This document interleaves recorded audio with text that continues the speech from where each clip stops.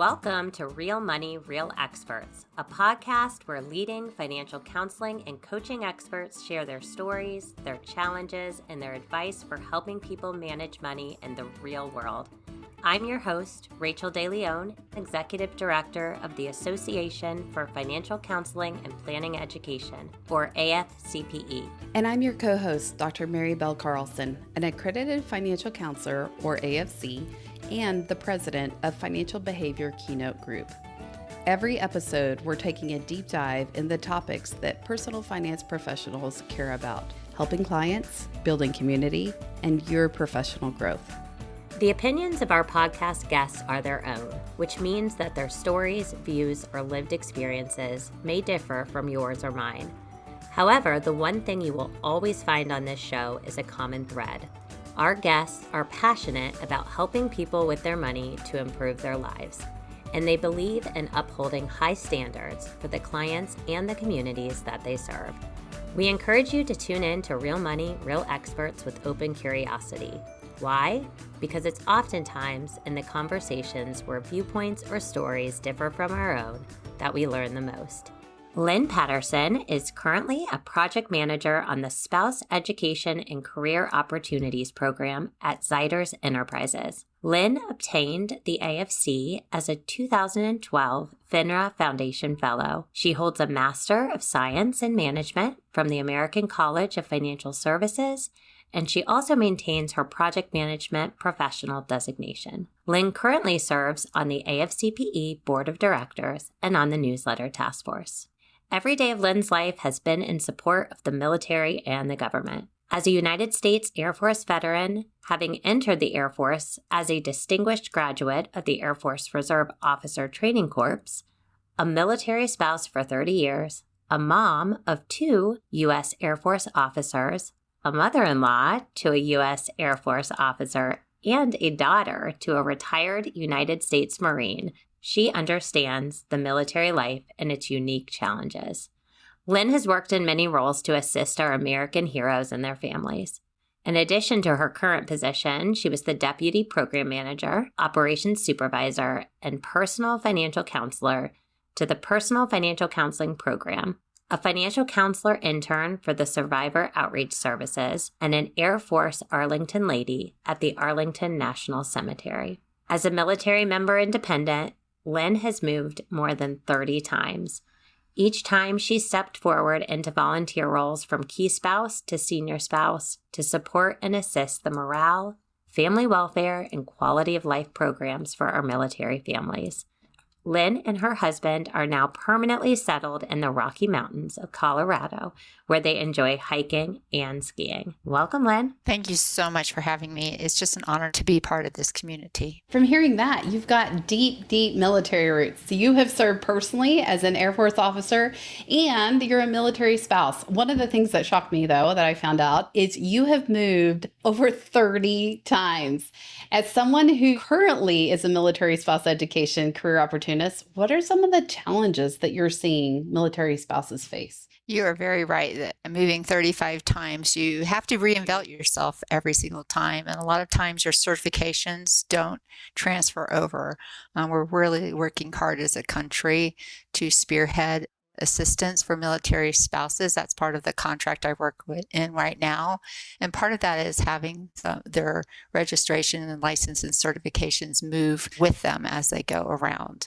They have a lot more programs that they had than when I was in the military service, and we just worked to try to support each other. And when I was in it, we did more of volunteerism, and I worked and volunteered in both the local and the military communities. But back then, your licenses and things didn't move around with you. And that seems to be a continuing challenge, right? Yes, it is. One of the things that I would love to dig in a little bit more about you personally is your story on how you became an AFC and kind of what got you started on that career path. Every moment of my life has been in support of our country, and I've actually moved 35 times, which is just crazy to think about. And so your home, the word home quote, It's where you are with your military sisters and brothers, and they become your extended family. They're for you for your holidays, birthdays, emergencies, deployments, and all of our life's bumps and celebrations and challenges. So my grandfather actually was in the Italian army. He came into this country after World War I, and he fought trench warfare as a teenager. There's two things that he always stated that could not be taken from you, and I resonated with me when he said this throughout my childhood. So they cannot take your faith or your education. Everything else can be gone in a blink of an eye. So if someone offers you an opportunity or a door, one, be thankful, and two, work your goals to get through that door. And my door to my AFC designation was through the FINRA Military Spouse Fellowship Program. Let me state that again, the FINRA Military Spouse Fellowship Program. So I discovered the FINRA scholarship through my next door neighbor at JBMDL, and she brought this scholarship to my attention. At the time, my husband was in command of a wing, and we just wanted to get through that final year and make sure it was time for the family. And then we pulled the trigger. And I remember when I applied, my neighbor came over and reviewed the scholarship application with me. And then I actually said a little prayer at the end, I will be done. Oh. And the benefit of the scholarship was that it was my re-entry back into the paid workforce. I had been doing years and years, like I stated, of volunteerism through local and military communities. But it was my journey back into the workforce. Lynne, the FINRA Foundation Fellowship application, I think it's in its 19th year, and it just opened this week. What would you say to someone who's thinking about the fellowship? Can you talk a little bit about your experience through that program and what you might tell someone who's thinking about going through it as well? The program itself, it's an amazing community of people that will be there to support you, just like AFCPE. I mean, it's just the professionals that are there to support and help you through the program. One of my favorite quotes is from Colin Powell. I remember standing in a long line in the rain to get his book signed, but he stated, a dream doesn't become reality through magic. It takes sweat, determination, and hard work. And so we all have these goals, and getting our AFC is one of those that a lot of us are working to achieve. And there's many different ways to achieve goals. First, we have to establish that goal. What's the foundation? And then we have to be able to break it down into little pieces. Use your calendar as a helpful timeline to put different things on it of when you're going to achieve just sections of that goal. And then also work to find people that can help you, because if we're having a study group or different people to connect with even weekly on where we are in a goal, then that helps us. So I used to tell my team that if we stand together and holding each other, and we have that foundation, when that rug is pulled with life, just messy life, then by holding on to each other, we can achieve that goal together. And so I think there's so many opportunities too in AFCPE that membership is vital. It's worth every single penny. It's not that much if you think all of the benefits that is achievable within there as far as education, the webinars, et cetera, et cetera. So that's something else to look into, is just starting before you've even attained your AFC by joining AFCPE's membership. And I hear threads of how that's really impacted your work. Kind of walk us through a bit. After you got your AFC and got back into the paid, what did that look like for you? And how did being an AFC help you on that journey? So my first work was with the Army Survivor Outreach Services Program. It's funny, being in Air Force, actually received an Army medal in this program, but it was a way to bring my intense dedication to helping others together with a commitment to AFCPE and our American military heroes and their families in all branches of services. So we at AFCPE want to help all people around the globe to have access to financial support to reach financial goals. And in the SOS program, we were working with the families that have given the eternal sacrifice of losing a loved one in support of our country. So that was it just resonated with me. It was a great way to start out in this community and helping others with financial education and support in their goals. And at the same time, I was also humbled to be an Air Force Arlington lady. We supported each other as we represented the Chief of Staff of the Air Force and presented their card along with a handwritten card of our own. My first longer financial counseling assignment was in Germany for the Army again.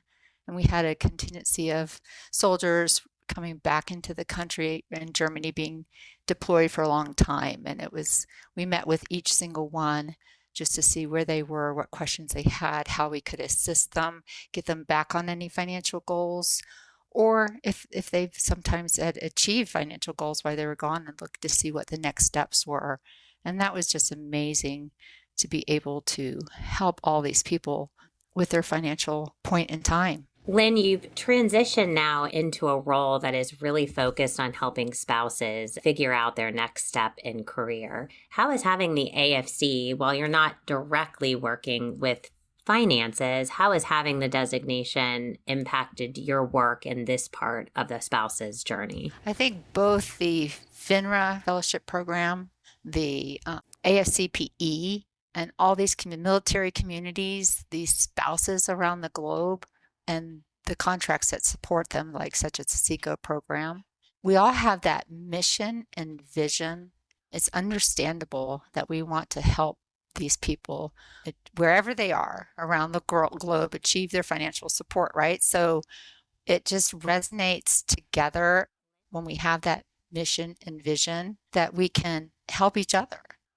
So, and that goal therefore gets more achievable. What are some of the ways, Lynne, that you're seeing FINRA Foundation Fellows use the AFC designation? It's amazing how everyone goes down their different journeys, and it's so fun to see it. If you listen to these podcasts as well, we have people going into every different spectrum, all the diversity, this wonderful diversity we have in this world, and they're looking to see what resonates them, and then they're taking that and going down that path to share our common mission and visions of having access to financial support to reach their financial goals. Yeah, I think you're right. It's really interesting because fellows come into the program, and the mission of the fellowship is really not only to provide them with a career that's transferable with the designation and the knowledge to have a transferable career, but it's also to give back to the military community while they're earning that designation. But it's really neat to see where they take that. And I think they can impact military families in so many different ways. And, a lot of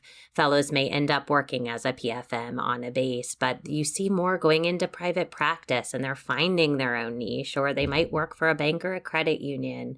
Some are even in academia. And so it's really neat to see that oftentimes that AFC is that catalyst to that next step to, we see AFCs going on even to be financial planners. And so it's just really neat program. And you're right, you learn, and it's a joy to see what your peers are doing. And AFCPE as a whole has very community feel no matter where you come into the organization. But that FINRA Fellowship, those FINRA Fellows it's pretty special to see. Lynne, kind of pivoting a little bit, we mentioned in your bio, but you're also serving on the AFCPE Board of Directors, and you've been in the organization. I think you said you were a part of the fellowship class in 2012, but what led you to take kind of that next step to serve the larger organization on the board of directors? AFCP is inspiring in itself. It's such a dedicated group of professionals, and the mission and vision just aligns so much to myself. I definitely just want to reach out to assist. And so I was actually talking to Andy Wren, and she let me know that the position was open for the military constituent, and that it was just like, oh my goodness, that's just perfectly alignment for myself with all the military experience I have. And so that's when I just went ahead and put in that application and said that I will be done. So it's just an honor, and it's very humbling. I'm learning a lot to just be on the board of directors. And it was amazing the first meeting too that we had in our symposium. It was just exciting to me to see a group of people from all over the United States with the same goals, same vision, and they're just working to make sure that we're moving forward in the right direction. And There's no side political agendas. There's no, it's all just moving forward to make sure we achieve the most we can within AFCPE. Yeah, you definitely feel the passion in the room, and you feel it at the symposium, but it starts with the board and with the staff. You're right. There's one agenda, and that's, really focused on our mission, our vision, our goals, our strategic plan. And for so many different people that come from different backgrounds and all walks of life, whether it's in the boardroom or in the community, to see that thread woven through, it's exciting. And it feels like home. The symposium feels like home. So many people were saying that. I mean, you see so many people you haven't seen in a while, or, they missed the last one, and you get to give them, if they have the green lanyard on, a hug. and it just really does feel like home. It was fun to be back with a group of professionals that just want to reach as many people as we can. One, be a member. Like I said, every single penny is worth it. There are so many opportunities on there. And then 2, join a task force. There's also the AFCPE member exchange. I love to go in there daily and to see a question that someone's posted, or just a new connection to something, or a trivet. There's also virtual membership meetups. Yesterday's one on how to write SEO. I didn't even know what SEO was. So that was fun to me to just go on and learn something new. I mean, it's all about, like my grandfather said, looking for those doors of opportunity to learn. There are so many also webinars that you can go on and join. And if you miss it because you have a business meeting or you have a meeting with a client, you can go on later and then just see the taped recording. And also they usually have all the slide decks associated with that tape recording as well. So Lynne, at the end of every interview, we like to ask our guests to share their 2 cents. If you had one piece of advice to leave with our listeners, what would it be? Throughout my husband's 30 career, I heard him state so many times, life is not about me. Every day, as we work to help others and each other, it is then that we find through that outward focus that we're actually helping ourselves. So take the time to look around you, see who's in the room. Everyone has something to bring to the table, and we are all human first. So see that person, help them put that one foot in front of the other, and that helps you put your foot in front of your other as well. And we're all on a journey. So it's so much more helpful and beneficial to be helping each other on that journey as well. And take that time to be that bridge between a group or people or persons or communities, because it's amazing when we build those bridges how much more we can achieve together. Hey, Lynne, thank you so much for joining us today. I understand you'll be speaking at MilMoneyCon in Denver this April. Yes, shout out to MilMoneyCon. I'm very excited. That is in April in Denver, Colorado, a beautiful place if you haven't been. The presentation I will be presenting is Standout Strategies for Career Success in the Military Financial Space. So that's going to be just amazing on all the presentations I'll have. And it's just another great place to see AFCPEs together. Awesome. So if you want to connect with Lynne in person, go to MilMoneyCon. If they want to reach out to you virtually, how do they get a hold of you? I'm on LinkedIn, so they can reach out to that. Well, thank you, Lynne. Thank you both very much for everything you do too. I really enjoy these podcasts, so I feel humbled to even be part of one. Hey, Rachael, it was so great to have Lynne on and share a little bit of her background, and not only how she found out about AFCPE, but really how she got involved through the FINRA Foundation. It's been so amazing to see the paths that people take. As she mentioned, she comes up through volunteerism, which led her to the next thing. And I love to hear that when she got her AFC, that was her first paid opportunity back into the workforce. Because I see a lot of transitions for women, and especially women in the military. There's a lot of changes that take place. And so I love that that is a career path for women to get back in and be involved in things beyond and to be involved. We talked about it a little bit at the beginning, but she has moved 35 times, which is mind-blowing to me throughout her career in the military as well, but then also as a spouse. And, I think something maybe that we touched on a little bit here, but even when I'm talking to Lynne one-on-one outside of the podcast, she is so passionate about this community. And as a military service member, your peers that are with you become your family. And it's so interesting with the fellowship because you feel that sense of family as well. And I think some of that's rooted in this military lifestyle where each person is taking care of another. And it's really great to hear Lynne's passion, not only for the AFC and the fellowship, but that passion, inspired her to become a really important part of our organization as a board member as well. So there were some great nuggets in this podcast. She has a lot of great quotes that I jotted down. And so we'll make sure we share all these things in the show notes. Mary, in our conversation, we took a little pivot as we talked about symposium. And even though it's only the spring, the invitation to present is now open. And so for anyone who's interested in being part of the symposium this year, I invite you to visit our website, check out the invitation to present, submit a presentation, whether that's a practitioner's forum or research or a poster, get involved with the symposium and start planning your trip to Columbus, Ohio this November.